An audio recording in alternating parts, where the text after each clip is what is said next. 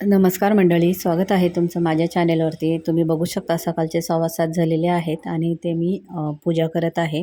तर आधी पहिलं देवांना उठवते आणि मग पूजा करायला सुरुवात करते. तर मी देवाच्या खाली जो देव धुण्यासाठी एक कपडा वापरतो, तो आधी डायनिंग टेबलवरती मी अ, ठेवला.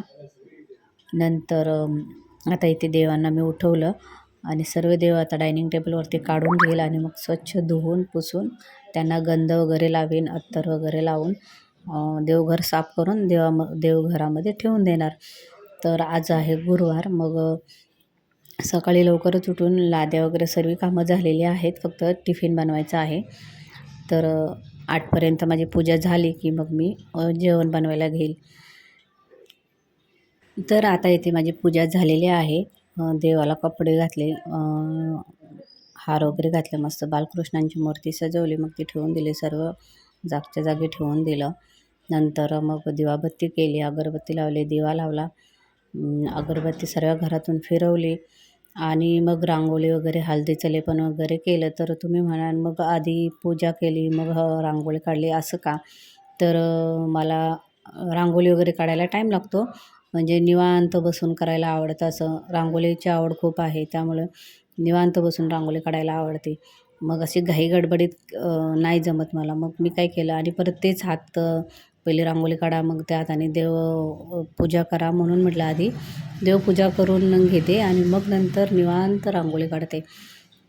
म्हणून मग पहिली देवपूजा करून घेतली. नंतर मग मी हळदीचं लेपन केलं, रांगोळी काढली आणि असं चहानंतर मग चहा वगैरे घेतला आणि मग जेवणाला सुरुवात केली.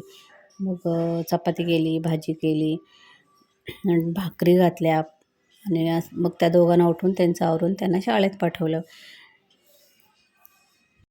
तर पूजा तर करून झाली, देवाच्या पाया वगैरे पडली. आता इथे मी हळदीचं लेपन तयार करायला घेते. तर वाटीमध्ये मी 1 ते 1.5 चमचा हळद घेतलेली आहे. म्हणजे छोटे चमचे असतात ना आपले, चहा ह्याच्यामध्ये भेटतात ते प्लॅस्टिकचे गोल चमचे, तसे 2 चमचे मी हळद घेतलेली आहे आणि ते 2 चमचे म्हणजे आपला पोह्यांचा 1 चमचा असं मी हळद घेतली. त्याच्यामध्ये 1 चमचा गोमूत्र टाकलं, 1 चमचा हे टाकलं, गुलाबजल टाकलं आणि 1 चमचा पाणी टाकलं आणि असं पातळ लेप तयार केला आणि आता तो इथे उंबरठ्यावरती चमच्यानेच पसरवून घेतला.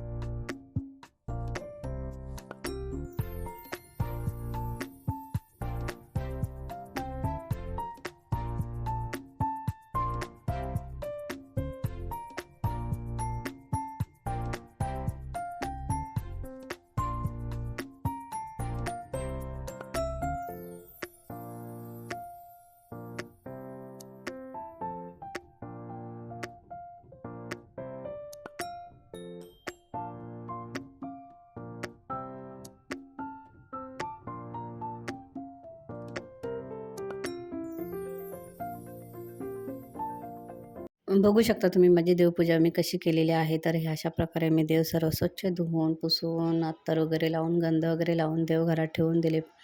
हळदीचं लेपन झालं. आता इथे देवाला पाणी ठेवलं तांब्या भरून आणि रांगोळी कशी काढली ते दाखवते तुम्हाला. तर इथे मी साधीच काढलेली आहे रांगोळी. रात्रीचे 8:45 वाजलेले आहेत आणि जेवण बनवलं आणि मग त्याला दवाखान्यात घेऊन आली. जेवलो नाही. तर व्हिडिओ आवडल्यास लाईक करा, शेअर करा, कमेंट करा, सबस्क्राईब करा. बाय.